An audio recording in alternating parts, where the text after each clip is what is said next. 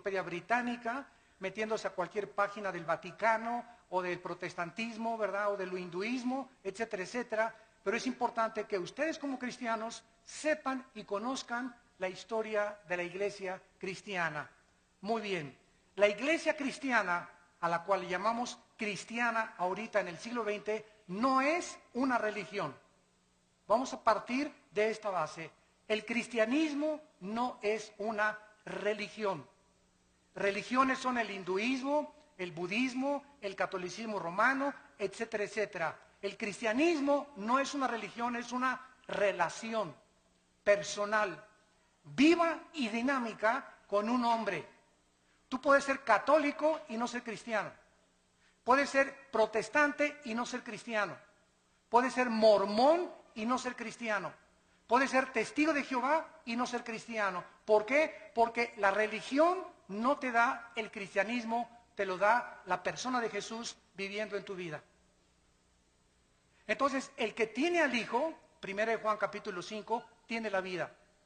Pero si tú tienes una simple religión y no tienes a Jesucristo, ni tienes una relación con Él a través de la Biblia, tu cristianismo es una mera religión que te persinas, sacas tu estampita de Tadeo, te echas tu agua bendita y te vas a tu casa y de lunes a sábado eres el anticristo.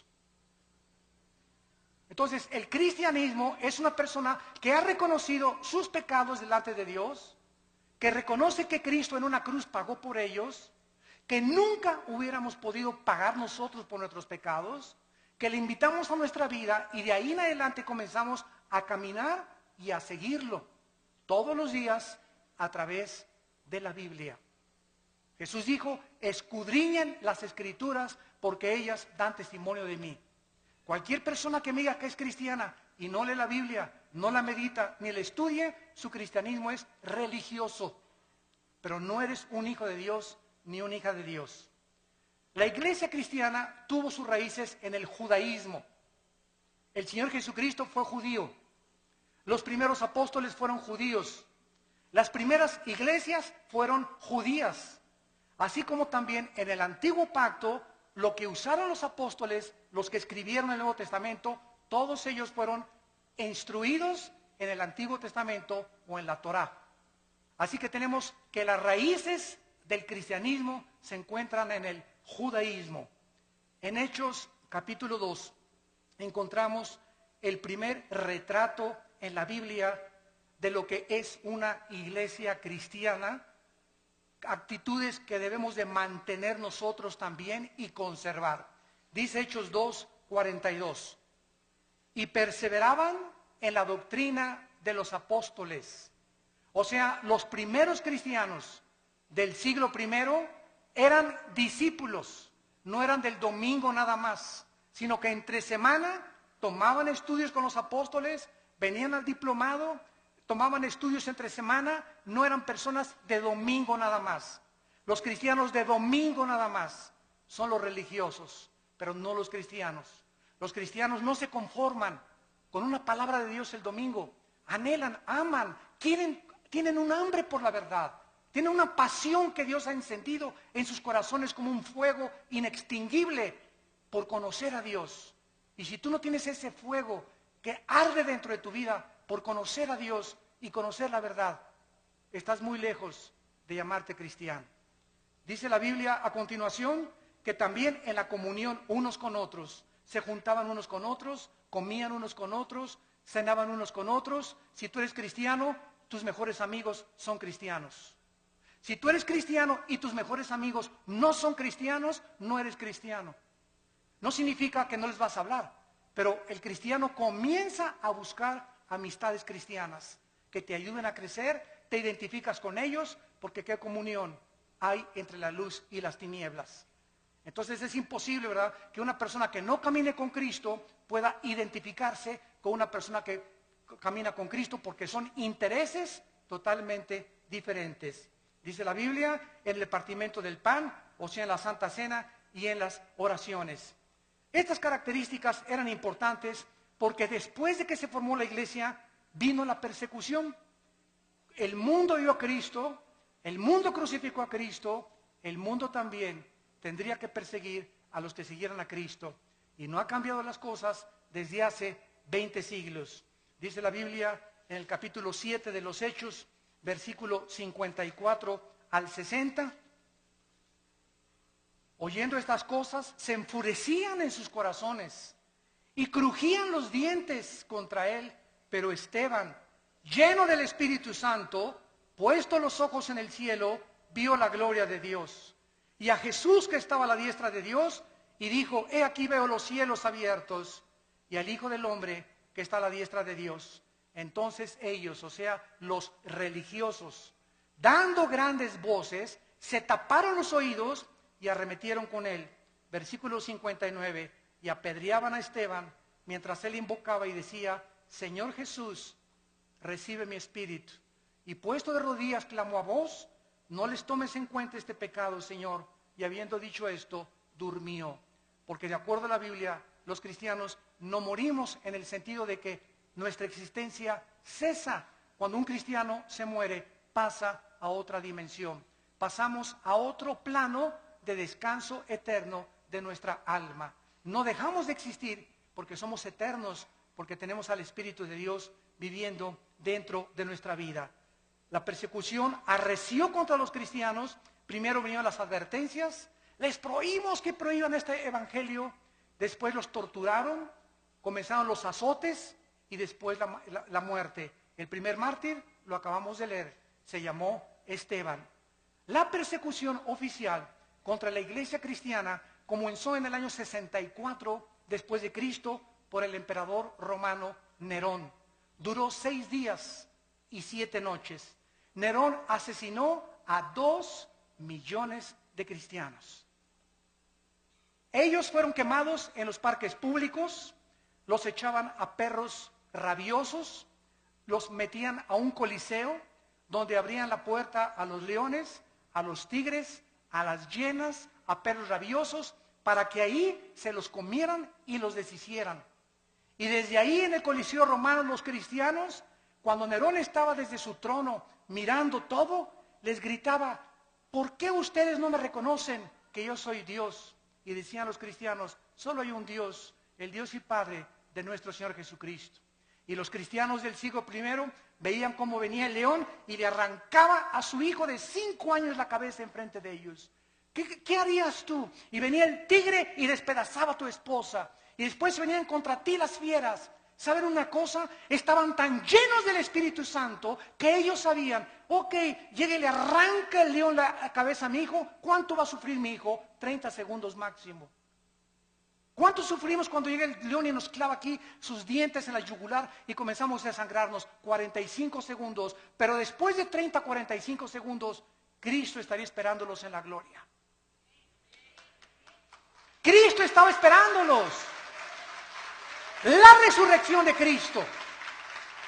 El hecho de que supieran que Cristo había resucitado de los muertos fue lo que les impulsó y lo que les llenó de ánimo y de valor para enfrentarse a la muerte. Y dice en Apocalipsis 12 que le hemos vencido porque menospreciamos nuestras vidas hasta la muerte. Para el cristiano el morir es Cristo y el morir es ganancia. Podemos vivir para Cristo, pero cuando morimos, ¿qué es lo máximo que nos puede pasar? Nos está esperando la gloria por causa de que hemos sido fieles a Dios. Pero los cristianos del siglo XXI, ya no voy a la iglesia porque doña Chencha me hizo caras y me hizo fuchi. Ya no voy a la iglesia porque esta no tiene aire acondicionado. Ya no voy a la iglesia. Los cristianos del siglo XXI parece que fueron hechos de mermelada McCormick. Duermen en camas de seda, carros con aire acondicionado, casas con calefacción. Y ahora, como lo vamos a ver más adelante, ahora hasta los predicadores del siglo XX piden ya hospedarse en hoteles 5 estrellas, a que los reciban a la limusina en el aeropuerto y que les den $500 la noche. Y los cristianos del siglo I, el ejemplo que nos dejaron Pablo en caballo, en azotes, en persecuciones, en trampas. Vean la Biblia, estos eran los cristianos que marcaron y pavimentaron el camino para la iglesia que somos nosotros. Pero nos hemos tan mal acostumbrado, estamos tan consentidos los cristianos del siglo XXI que ya se nos ha olvidado que no solamente fuimos llamados a creer en Cristo, sino que fuimos llamados a sufrir por Cristo también. Dice la Biblia que después de la persecución fueron esparcidos por todos lados y el evangelio comenzó a expandirse a Europa, a África del Norte y al Medio Oriente. Después se murieron los apóstoles y surgieron los padres de la iglesia, que se llamó los padres apostólicos en el siglo II y III después de Cristo. Se caracterizaron por comenzar a ser discípulos. Los apologistas defendieron la fe, los polemistas defendieron las herejías y los teólogos estudiaban la teología para acabar con las herejías que estaban entrando al cristianismo. Ahorita en el cristianismo, en el siglo XXI, yo que estoy viajando por todo el mundo ahora, me doy cuenta la condición tan patética, tan lastimera y tan triste en la que viven la mayoría de los cristianos. Se comen todo, lo creen todo, hemos llegado a abandonar la Biblia. Si un predicador es famoso le creen, pero ya no estudian la Biblia y ya no hay defensores de la fe, ni personas que tengan el celo de Dios de poder defender la palabra con su propia vida. Vino entonces después la famosa conversión en el año 337 después de Cristo de un emperador que se llamó Constantino. Escuchen, pasaron 3 siglos y no había papas. Pasaron 350 años sin tal cosa como que Pedro fue el primer papa. Si Pedro fue el primer papa, por favor, Virgen de los Remedios, ¿quién fue el segundo papa? ¿Quién fue el tercer papa? Pasaron 350 años sin que hubiera tal papado. El emperador Constantino nombró al obispo de Alejandría y de Constantinopla pontífice. La palabra pontífex en el latín significa constructor de puentes, porque el pontífice comenzó a enseñar que él era el puente entre Dios y los hombres, no Jesucristo, sino ese hombre a quien el emperador romano lo nombró.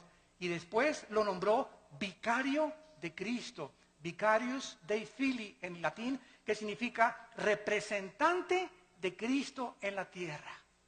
Bueno, el emperador romano, Constantino, iba el 27 de octubre del año 330 más o menos a Milvain en una batalla, y en el cielo vio una cruz.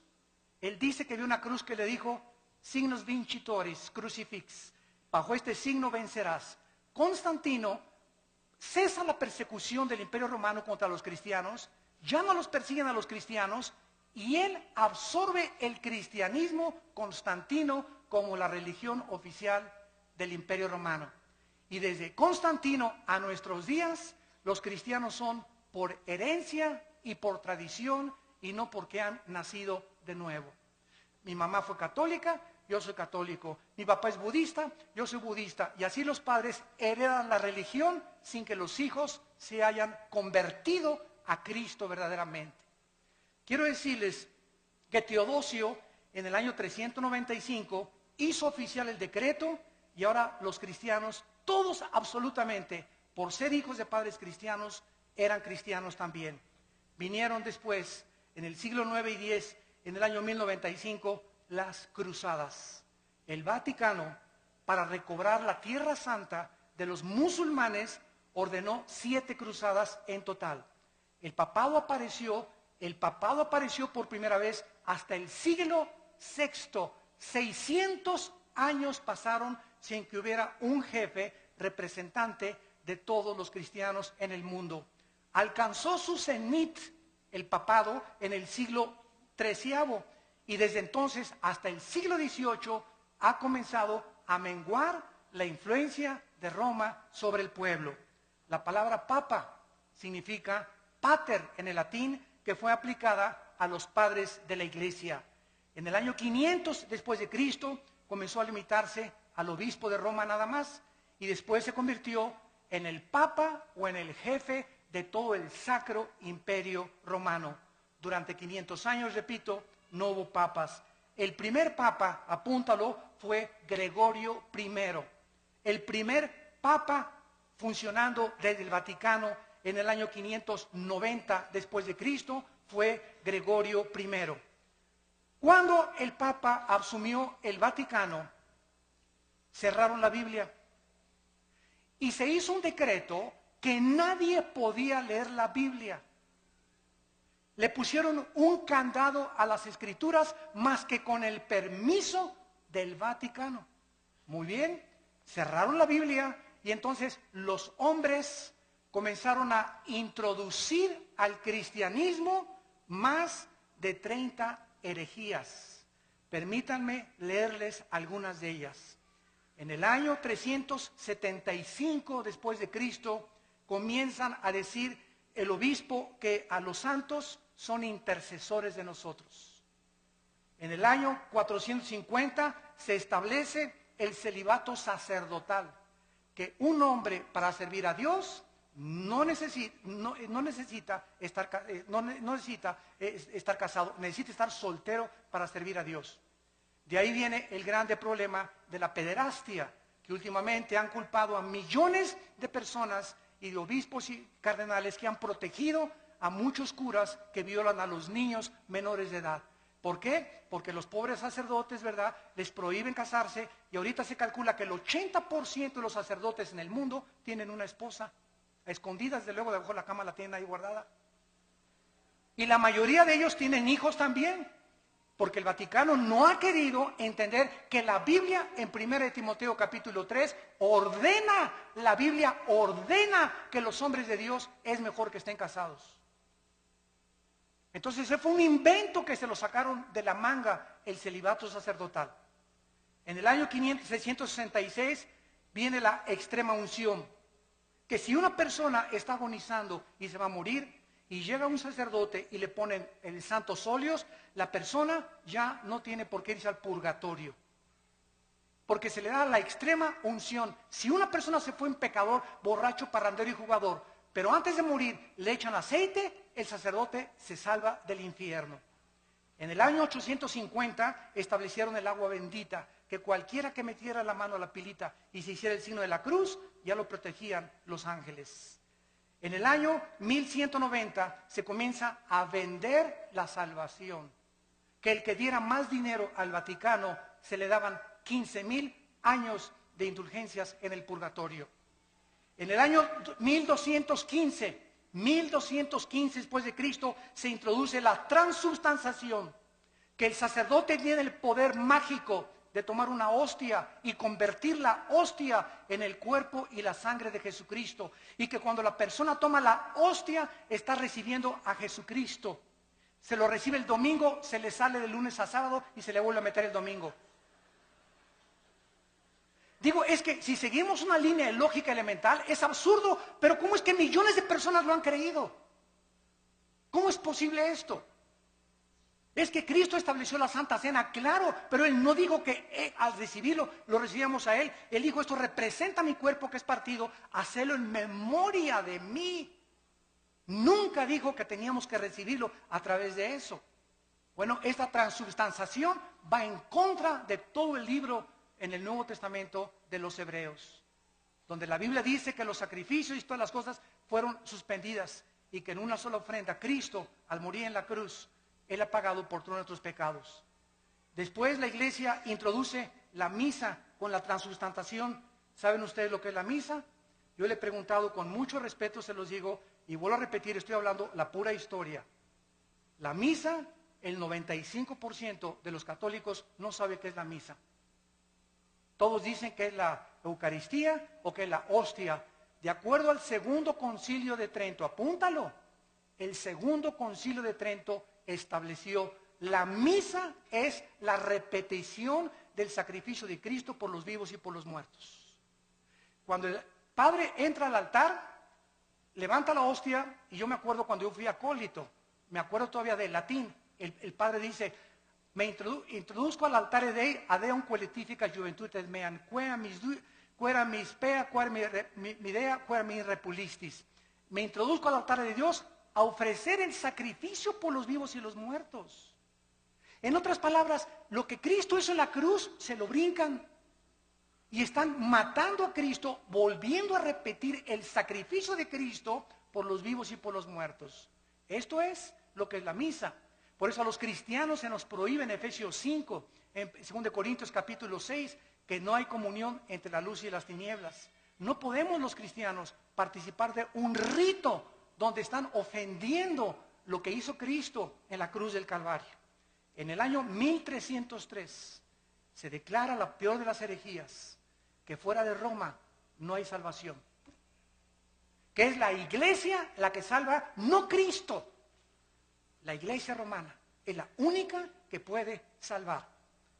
1546, se agregan a la Biblia los libros apócrifos, que son más de 11 libros que no fueron aceptados como el canon de los padres apostólicos. En 1860 se declara la infalibilidad papal. ¿Qué significa? Que el Papa no puede cometer errores al hablar ni al dar una encíclica. Lo que el Papa dice es Dios hablando. En 1860 se decretó que la misa, fíjense ustedes, que el Papa es infalible, que no puede equivocarse. Muy bien, pasan aproximadamente como un siglo, 1960 y 61, y el Papa Juan XXIII, un Papa gordito, a mí me caía muy bien porque era muy honesto. El Papa Juan XXIII, por primera vez desde el año 350 después de Cristo, por primera vez en la historia, el Papa Juan XXIII, en 1961, abre la Biblia. Y comienza a leer y comienza a decir, ah caray, ah Chihuahua, cuánto apache. Dios mío, pero ¿qué es esto? Dios mío, pero ¿qué es esto? Dios mío, pero este libro lo hemos abandonado. Y entonces el Papa Juan XXIII manda quitar la misa en latín. Y ya no se da en latín la misa. Ustedes que son de los 50, que eran niños en aquella época, se acordarán que entrábamos a la misa y era en latín. Ahora es en cualquier lado. El Papa Juan XXIII manda quitar las imágenes de las iglesias. Porque él se da cuenta que los santos no merecen nuestra adoración. ¿Cómo nos vamos a hincar delante de una estatua?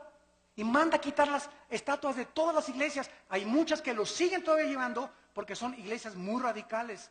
Pero el 80% de las iglesias católicas en el mundo ya no tienen imágenes más que de María de vez en cuando. El Papa se declara infalible. En 1634 se promulga que solo el Papa puede decir quién es santo y quién no es santo en la famosa canonización. Que si una persona se muere, el Vaticano investiga si esa persona nunca rompió un plato. O si esa persona hizo un milagro, para que se le pueda decir que es santo. Si tú lees el Nuevo Testamento, y les digo a todos mis hermanos católicos en el mundo que nos escuchan, que son verdaderamente cristianos, todas las epístolas a los Corintios, a los Efesios, a Filipenses, a Colosenses, a Tesalonicenses, comienza Pablo a los santos de Corinto, a los santos de Filipo, a los santos de Efeso. La Biblia nos declara santos en vida, no después de muertos. ¿Por qué? Porque la palabra santo no significa que seamos buenos. La palabra agios en el griego, que se tradujo santo, significa apartados para el servicio de Dios. De buenos no tenemos nada más que a Jesús dentro de nosotros, porque somos unidos dentro de maldad.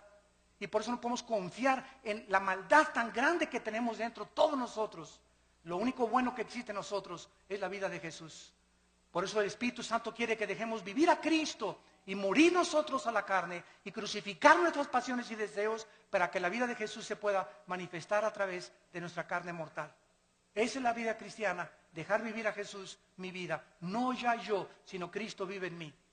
Y lo que vivo ahora en la carne, lo vivo en la fe por el Hijo de Dios. En el año 2000, que nos toca a todos nosotros, el Papa Juan Pablo II declara a María corredentora junto a Cristo de nuestra salvación. No solamente Cristo murió por nuestros pecados, María también. Los cristianos, déjenme decirles, respetamos a la Virgen María, más que cualquier católico. Los católicos le han dicho de los remedios, de los lagos, de Zapopan, de la Macarena, de los remedios, y le han puesto nombres de Guadalupe, y la Virgen no se llama Lupita, ni se llama de Zapopan, la Virgen se llama María. Y nosotros la respetamos como la madre de Jesús y como una mujer increíblemente humilde. Pero ella no murió por sus pecados. Ella en Lucas capítulo 2, y esto está en las Biblias católicas, dice, me regocijo en Jesús mi Salvador. María le llama a su hijo su Salvador. ¿Cómo es posible que podamos creer que ella también está pagando por lo que ella no fue crucificada? Es Cristo el único que merece la gloria, el Hijo de Dios. Ante estas barbaridades y estas herejías, que la mayor parte de las personas están ciegas, solamente cuando se nos caen las vendas y leemos la Biblia, nos damos cuenta que tenemos que escoger a quién le hacemos caso, a la Biblia o a los hombres, a los que nos enseñaron estas barbaridades sin tener apoyo en la Biblia, o le hacemos caso a la palabra de Dios. En Gálatas 1, del 6 al 8, dice la Biblia que si alguien anuncia otro evangelio, o si alguien predica otra verdad, que la que no está en la Biblia, queda bajo maldición. En 1 Timoteo capítulo 6, del 3 al 5, dice, si alguno enseña otra cosa y no se resume solamente y conforma a las palabras sanas de Jesucristo, nada sabe, está envanecido, delira acerca de cuestiones, contiendas donde nacen envidias, pleitos, disputas de hombres necios, pervertidos, que han desechado la verdad de Jesucristo. La Biblia es la única guía, la única lámpara, la única luz que nosotros podemos tener. Sea la Biblia veraz, sean los hombres mentirosos. Después de esto vino la famosa Inquisición, que fue el colmo de Roma. Las matanzas y masacres contra todos los que se decían cristianos, los que no se sujetaban a Roma y al Vaticano, los que leían sin permiso la Biblia, como a miles de judíos y enemigos en 1198 después de Cristo. En el año 1198 después de Cristo, el Papa Inocencio III, apúntalo, Inocencio III ordena asesinar y exterminar a todos los que no le obedecían a él y no a la Biblia. Se confiscaban los bienes de las personas, los bienes materiales de las víctimas, los cuales pasaron a ser propiedad del Vaticano.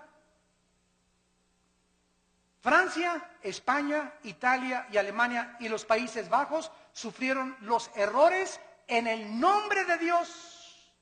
Se comenzó a matar a la gente en el nombre de Dios. La religión, no el cristianismo. Por eso comenzamos poniendo las bases. El hecho que lo hayan hecho en el nombre de Dios no era el Dios de la Biblia, era el Dios que ellos han inventado. Solo en los años 1540 a 1570, el Vaticano asesinó a más de 1 millón de personas, más de 1 millón de personas en el nombre de Cristo. El Vaticano usó la Inquisición para mantener su poder. Y en el siglo XVIII, el Vaticano era el estado más millonario y rico de toda Europa. Ningún rey en Europa podía hacer nada, ni casarse con ninguna persona sin permiso de Roma. Se convirtieron en dictadores totales de Roma. En este tiempo se levantaron 4 hombres de Dios. Petrarca, en el siglo XII y en el siglo III, caudillo del Renacimiento italiano. Petrarca se paró enfrente del Vaticano y les gritó: cueva de ladrones, cueva del infierno. Lo crucificaron.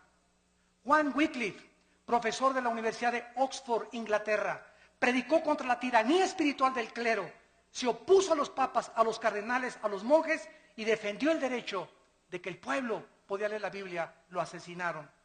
Juan Hus, rector de la Universidad de Praga, discípulo de Wycliffe, predicador intrépido, ataca los vicios del clero y el estado corrompido del Vaticano, condenó la venta de la salvación, de las indulgencias, rechazó la enseñanza del purgatorio que no está en la Biblia, fue quemado vivo, y los que seguían a Hus los condenaron a muerte en la hoguera por órdenes del Vaticano.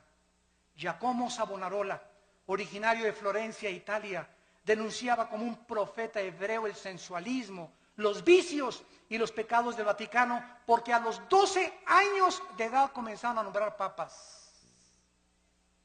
Había papas que tenían 12 años de edad, eran niños y los hicieron papas y nombraron a más del 45% homosexuales. Jefes de la iglesia y representantes de Dios en el mundo.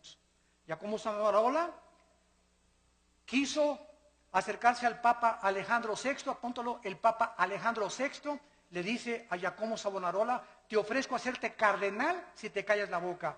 Él dijo: no me callo. Lo ahorcaron y lo quemaron en la Plaza Mayor de Florencia, 19 años antes que Martín Lutero publicara sus 95 tesis en la Catedral de Wittenberg, Alemania. Y así llegamos al año 1550, 1546-50, cuando un monje llamado Martín Lutero vivía en Alemania y quería ser monje, un hombre sincero.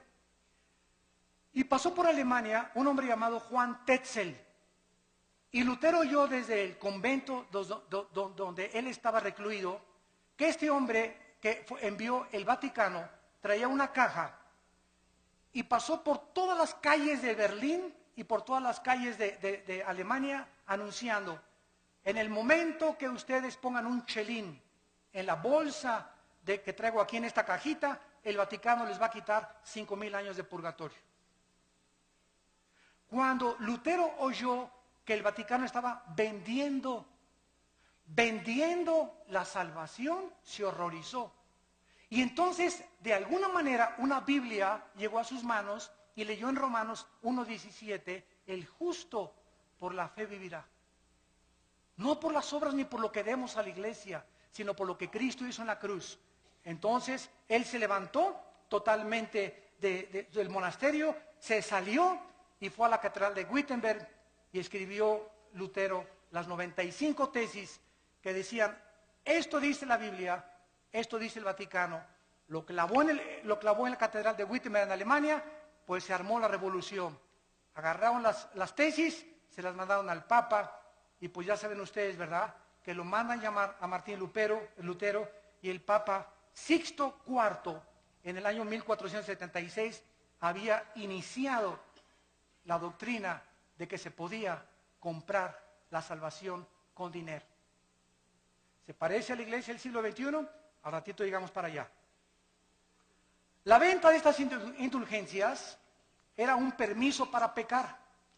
O sea, tú puedes ser adúltero, tú puedes fornicar antes de casarte, pero si das dinero, se te perdonan los pecados.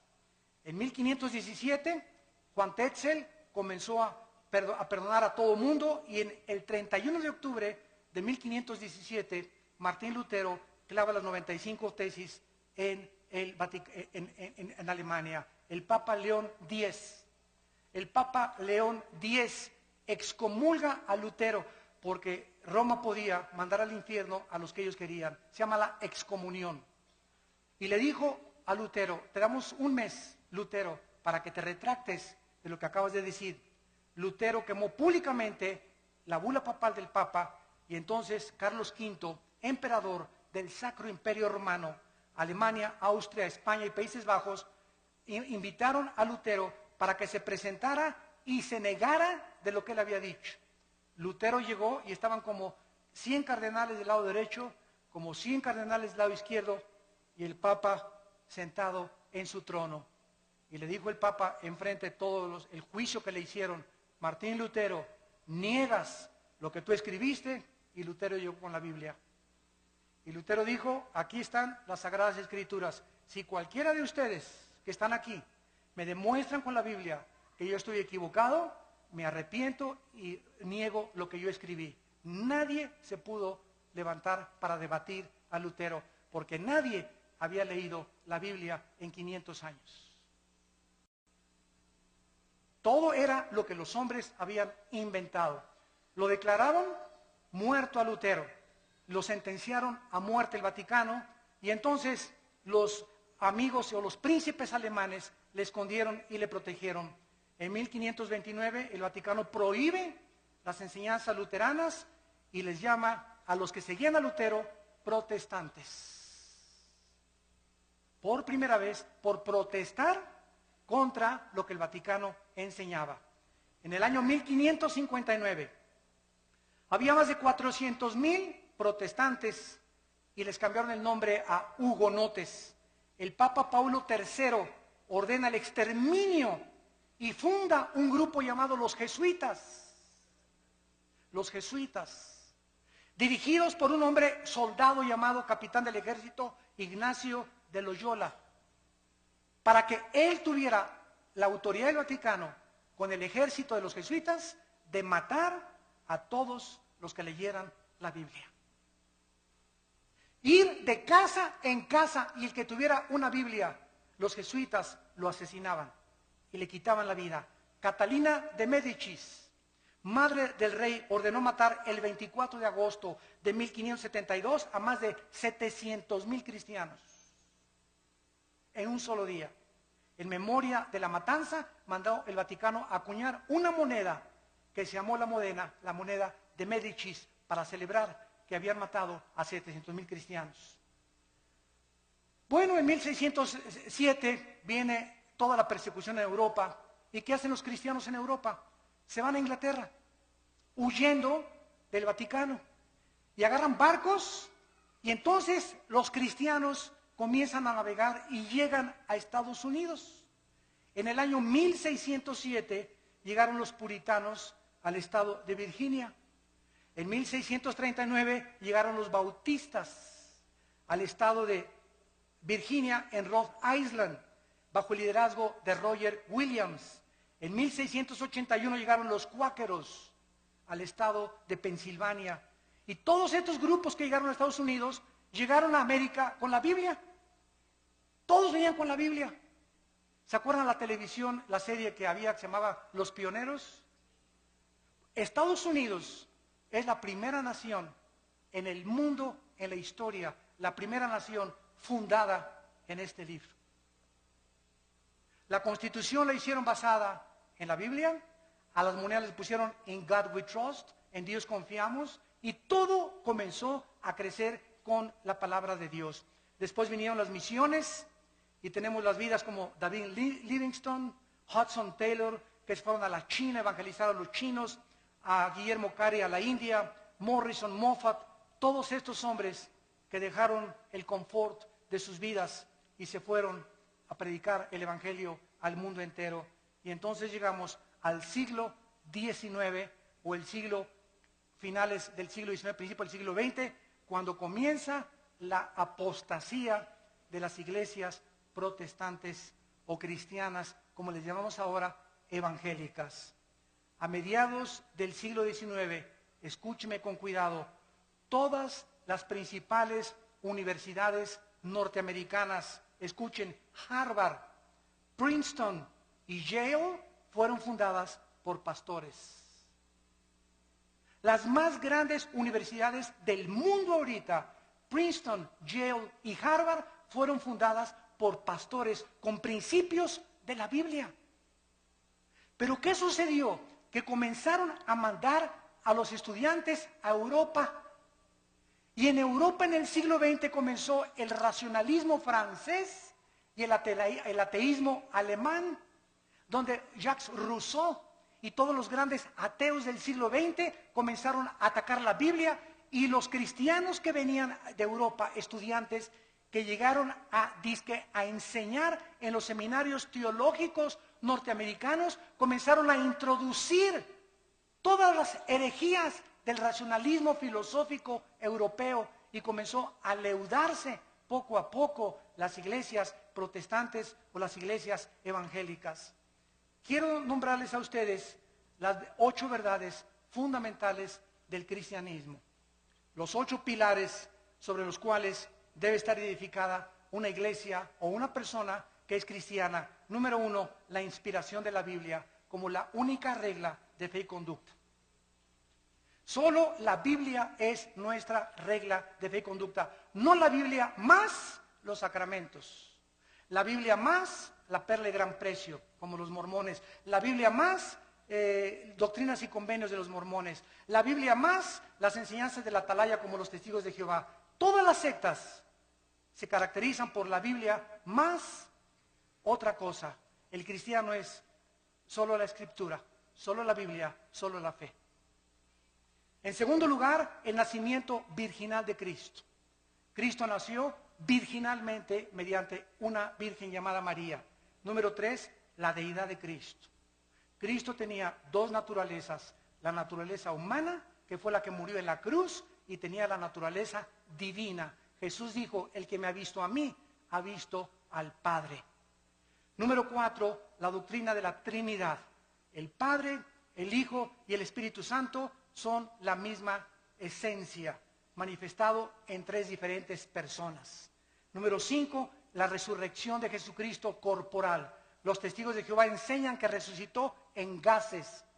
Nosotros decimos, la Biblia dice que resucitó físicamente. Número 6, la salvación por gracia sin las obras de la ley. Ahora hay una doctrina en el cristianismo que se llama que se puede perder la salvación.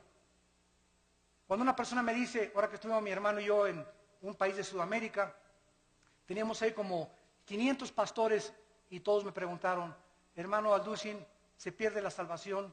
Y yo les dije lo siguiente, es tan fácil como esto. Roma dice, la salvación más los sacramentos igual a la salvación. O sea, es por gracia, pero también las obras te dan la salvación. Esa doctrina entró a nuestras iglesias. Y ahora los que dicen que se pierde la salvación, dicen esto. No, yo acepto que Cristo me salvó por gracia, pero me tengo que portar bien y ya no tengo que pecar para poder entrar al cielo. O sea, están agregándole méritos a la obra de Cristo. Hay 5 pasajes en el Nuevo Testamento que implican o que parecen enseñar que se pierde la salvación. Como Apocalipsis 3:5, el que no venciere será borrado del libro de la vida. A ver, hermano, aquí dice que será borrado el libro de la vida. Le digo, mira, léelo con cuidado, por eso tenemos que estudiar la Biblia. ¿Quiénes va a borrar del libro de la vida? Los que no son vencedores. Ah, pues sí, ¿verdad? ¿Y quiénes son los vencedores? 1 Juan 5, 4 y 5, los que somos hijos de Dios. Entonces, claro que los somos hijos de Dios, nunca van a ser borrados del libro de la vida. Ah, pues chino, chavieso. Y así comenzamos a ver que cada pasaje que usan para disque enseñar que se pierde la salvación, lo sacan fuera del contexto y hacen un pretexto de la palabra de Dios. Número 7, la redención es por la sangre de Cristo, no por la misa ni por ninguna otra cosa. Y número 8, necesitamos nacer de nuevo. El ser humano necesita ser regenerado para entrar al reino de Dios. Muy bien, y terminamos con lo que es la apostasía de la iglesia en el siglo XXI. Abróchense el cinturón. Ahora voy a hablar lo que está pasando en las iglesias cristianas. Y que necesitamos nosotros, los predicadores, pasarle la estafeta a nuestros jóvenes, a la segunda generación, y volver a enseñarles a que regresemos a la Biblia otra vez, porque los cristianos del siglo XXI estamos abandonando la Biblia. Y si estamos criticando a Roma que vende la salvación, yo conozco iglesias cristianas que venden la salvación. Ya no tenemos por qué jactarnos ni presumir que somos mejor que el Vaticano. Por eso les dije, les voy a hablar la verdad. Yo conozco iglesias que venden la salvación y predicadores en la televisión que te venden la salvación. Si tú les mandas $50. En 1960-70 comenzó un cura católico en Centroamérica llamado Camilo Torres. Yo admiro a este hombre. Él era sacerdote católico. Él no conocía la Biblia, pero él estaba harto de la pobreza. Y que él no podía cambiar con lo que Roma le decía la vida de toda la gente pobre en Centroamérica, Guatemala, Honduras, etcétera, etcétera. Entonces Camilo Torres, ¿sabe lo que hizo?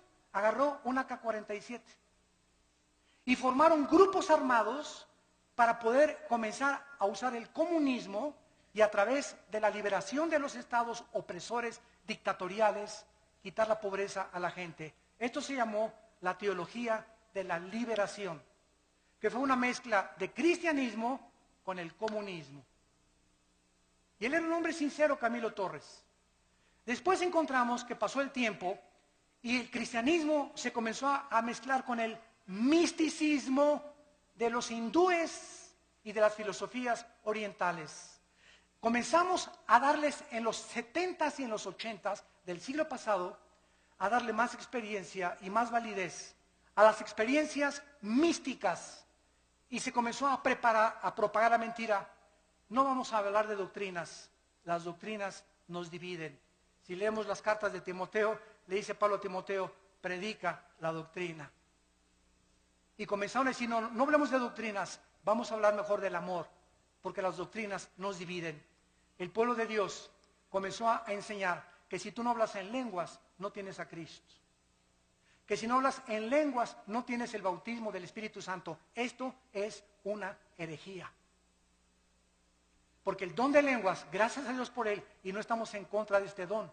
Gracias a Dios los que ustedes tienen ese don. Pero enseñar que si no lo tienes, no tienes al Espíritu Santo, es una herejía. Porque toda la historia de la iglesia, los más grandes hombres de Dios del siglo pasado y del siglo XXI, ninguno nunca ha hablado en lenguas.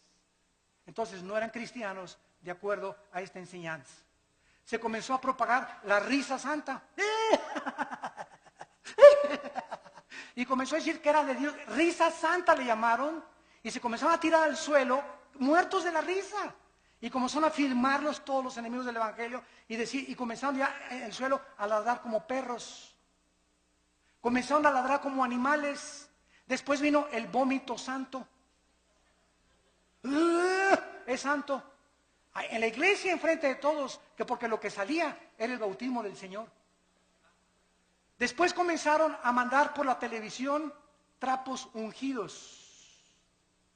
Quiero decirle que si me mandan $100, este trapito se ungió con aceite de Israel. A mí qué me importa que haya sido con aceite de Metepec. El aceite del Antiguo Testamento no era el santo, representaba la unción. No había nada del aceite que fuera santo. Era el símbolo que él representaba nada más. Y ahora la gente, porque este es aceite de Jerusalén, ya tiene más validez que el aceite olivo o que el aceite que hacen en cualquier otro lado. Y comenzaron a ungir trapos, pero el predicador era famoso. Y como yo soy famoso, te mando el trapito, mándame $50 y lo pones bajo tu almohada y te quita el dolor de cabeza. O te va a proteger de los demonios. O si me mandas $100, alejaré las maldiciones de tu casa. O si haces un pacto conmigo, tu hijo se va a aliviar y tu esposo va a regresar que te abandonó. Todas estas son herejías, son blasfemias de la palabra de Dios. Que tenemos que combatirlas, aunque nos cueste, como lo hemos dicho antes, nuestras propias vidas, nuestros propios intereses. Yo se los digo, a mí me han prohibido tantas cosas y tantas iglesias y tantos países la entrada. Hermano, yo tengo ya mi foto en casi todos los países, como persona no grata a las iglesias carismáticas, porque tienen miedo de que hablemos la verdad, por las barbaridades en las que se han metido. También se ha comenzado a enseñar, aparte de las lenguas, la risa santa, el vómito santo, contorsiones, y comenzaron las apariciones hace 10 años, que estaba cayendo del cielo oro y piedras preciosas. Polvito santo del cielo, está cayendo oro. Hermano, míreme las manos, es diamantina, menso.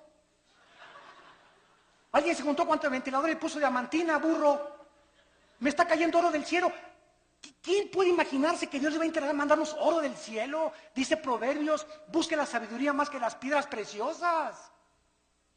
Increíble. Dios me parchó la muela y tengo ya un tapón de oro, hermano. A Dios te pone una muela nueva, menso. No te pone un parche ni te la tapa. Dios hace las cosas nuevas totalmente.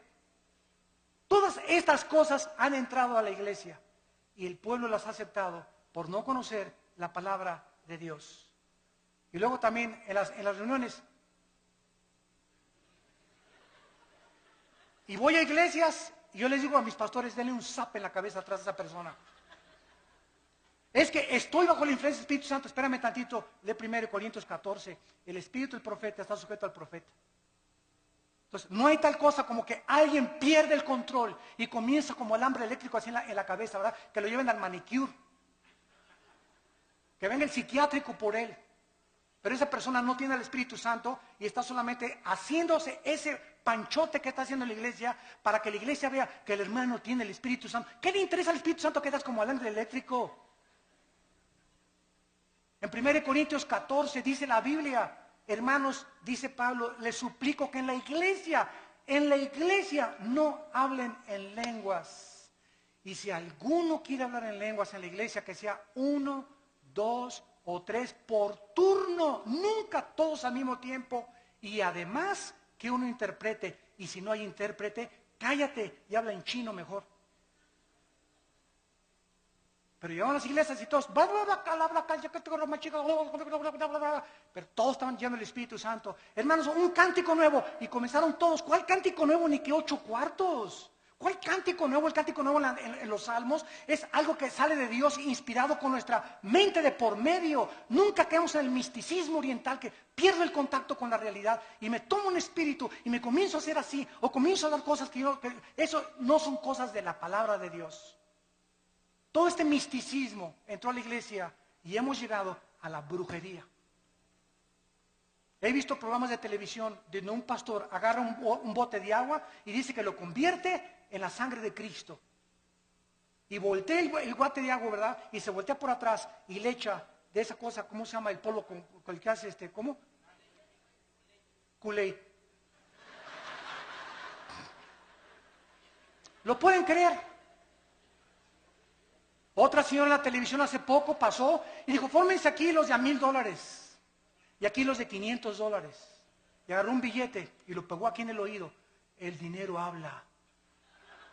Ahora aquí los de $1,000 y aquí los de 500. Y se ve en el video, lo pueden ustedes ver, se ve en el video. Pasa una señora con unas alhajitas y esta predicadora es mujer. Agarra las palajitas y le dice, no, esto no vale $100, vete. Cuando la Biblia dice, cada quien dé como propuso en su corazón, ¿cómo puede alguien atreverse a decir que es predicadora o que es profeta cuando ella tiene que decirles, si te das de 1,000 o te das de 500, que no sea menos de 500 ni menos de 1,000? Los de 1,000 aquí y los de 500 acá. Los de 1,000, denme su libro porque van a ser mis discípulos preferidos. A eso está llegando la iglesia cristiana y todos están como mensos, creyéndose todo, comiéndose todo, y ya no hay discernimiento absolutamente de la palabra de Dios. Y ahora viene también la teología de la prosperidad. Virgen de la Macarena. Se enseña que Dios quiere que todos seamos ricos, que si tú mandas una ofrenda te vas a hacer rico o te vas a tener la prosperidad económica. Y claro que Dios quiere prosperarnos. Y claro que Dios quiere bendecirnos. Segunda de Juan. Yo quiero que prospere tu vida y tu vida espiritual y tu vida social y tu vida económica, pero nunca se predica el precio que hay que pagar para esta bendición de Dios, y es la santidad. No es mandar para que Dios me dé, comenzamos a vender y comenzamos a hacer negocio con Dios. Es como los famosos pactos, ¿verdad?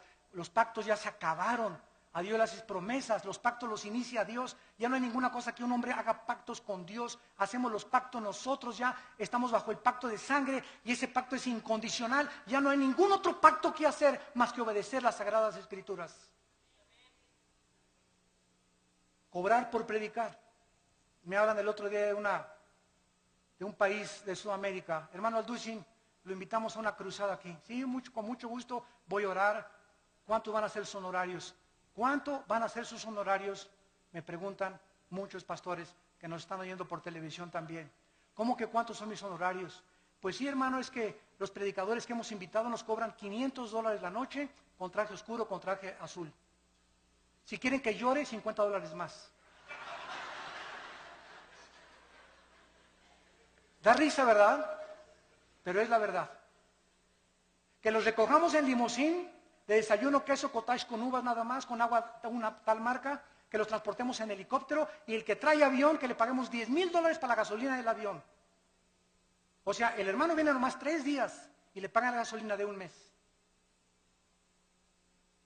Y les digo a los hermanos pastores, esos son mercenarios del Evangelio. Mercenarios del Evangelio, blasfemos del Evangelio. Dice 1 Corintios capítulo 9.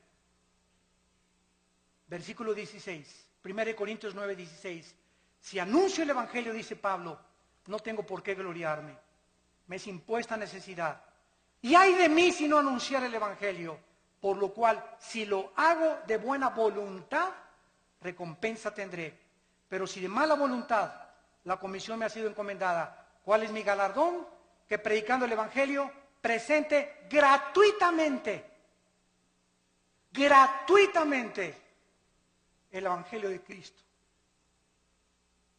¿Qué me dicen los hermanos? Bueno, ¿qué nos piden todos, hermano Alducin? Miren, pues págame el avión y un hotel, no importa si es una estrella. Ahora que fui a Guatemala estuve en un hotel, ¿verdad? De una estrella, creo que el ventilador casi me cae en la cabeza. Anduve 2 veces en burro y en caballo. No había ni en qué transportarme al estadio donde fue la cruzada de casi la mayoría de indígenas. Imagínense ustedes, ¿somos mejores que Cristo y que Pablo nosotros? ¿Qué pastores pirruration y qué nada? Exigir esas cosas, ¿cómo es posible? Que hemos llegado a ese grado. Nos hace llorar, nos hace hervir de enojo con una ira santa contra la palabra de Dios.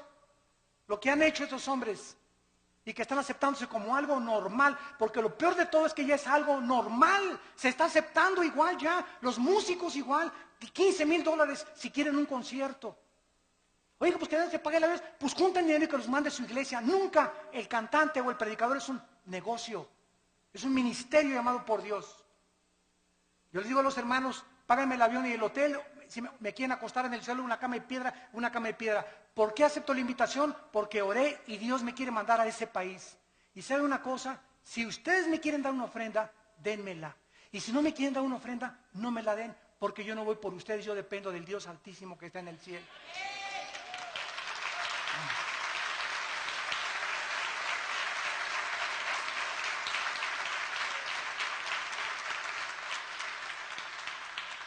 Recuerdo una vez regresando de una iglesia del centro de la República Mexicana, hace muchos años, venía con mi hijo Alan, que estaba chiquito.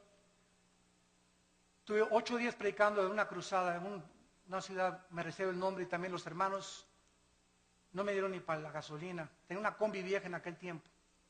Cuando pasábamos, Alan y yo tuvimos que empeñar nuestros zapatos que traíamos y el reloj que traía para pagar la caseta y regresar a casa. No me dieron ni para la gasolina y los bendije. Y no guardé rencor contra ellos. A los 3 días me llegó un cheque por el triple de lo que me hubieran querido dar. Nuestra provisión. ¿De dónde viene nuestro socorro? ¿De dónde? Acuérdate de eso. Acuérdense de eso, predicadores que me están escuchando. Nuestro socorro viene de arriba, no de los hombres, ni el aplauso de los hombres también. Y finalmente hemos llegado ya al final del siglo XXI, donde ahora la última herejía se llama el ecumenismo.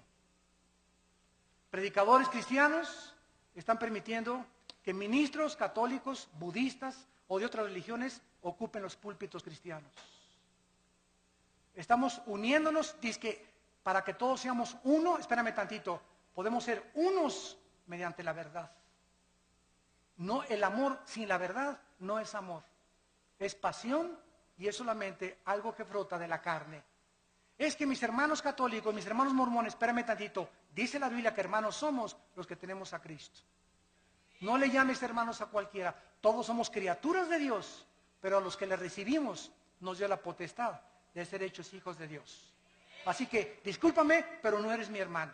Eres mi hermano si tienes a Cristo en tu vida. Y esto es lo que nos muestra la palabra de Dios. Yo soy el camino, dijo Jesucristo, yo soy la verdad y yo soy la vida. No hay ningún otro nombre dado bajo el cielo a los hombres en que podamos ser salvos. Hermanos en Cristo y los que nos ven por la televisión, es hora de regresar a la Biblia. Es hora de volver a desenterrar estas verdades escondidas que están siendo pisoteadas y aceptadas por el mundo entero. Aunque seamos desechados y rechazados, porque los hombres de Dios al final quedan solos en su vida. ¿Somos más grandes que Cristo? Abandonado por todos los discípulos. ¿Somos más grandes que Pablo? En una prisión en Roma, Pablo me abandonó, Alejandro, el calderero, el único que tenía era Timoteo. ¿Dónde están todos los que sané, dijo Cristo en la cruz? ¿Dónde están todos los demonios que le saqué a las personas? ¿Dónde están todas las personas que multipliqué el pan y les alimenté? Cristo murió solo en la cruz. ¿Somos mejores que Él? ¿Y por qué buscamos entonces la grandeza, el reconocimiento y el aplauso de los hombres? O una posición de autoridad en la iglesia. No busques grandezas, dice el profeta Jeremías. Busca a Jesucristo con todo tu corazón, con todas tus fuerzas y con toda tu alma, porque es el más grande mandamiento de todos. Oremos. Padre, te damos gracias por estas verdades de tu santa palabra. Levanta una generación nueva, Señor. Hombres inflamados y con la pasión del Espíritu Santo. Que contendamos ardientemente por la fe. que nos ha sido dada una vez, nada más. Pero ustedes, amados, tengan memoria de las palabras que antes fueron dichas por los apóstoles de nuestro Señor Jesucristo, que en los últimos tiempos vendrían burladores, andando según sus malvados deseos, padres abandonando a sus hijos, madres abandonando a sus hijos, jóvenes dándole rienda suelta a sus pasiones sexuales, divorcios, pederastia y depravación moral. Estos son los que causan divisiones, los sensuales que no tienen al Espíritu. Pero ustedes, amados, edifíquense sobre vuestra santísima fe, orando en el Espíritu Santo. Consérvense en el amor de Dios. Esperemos la misericordia de nuestro Señor Jesucristo para vida eterna. Algunos que dudan, convéncenlos. A otros, sálvenlos arrebatándolos del fuego. Y de otros, tengan misericordia, porque aún su ropa está contaminada por tanto pecado. Y aquel que es poderoso para guardarlos sin caída y presentarlos sin mancha delante de su gloria con gran alegría, al único sabio Dios, nuestro Salvador, sea gloria y majestad, imperio y potencia, ahora y por todos los siglos. Amén. Gracias, Señor. Gracias, Padre, por tu palabra. Gracias por la palabra de Dios. Gracias por la Biblia.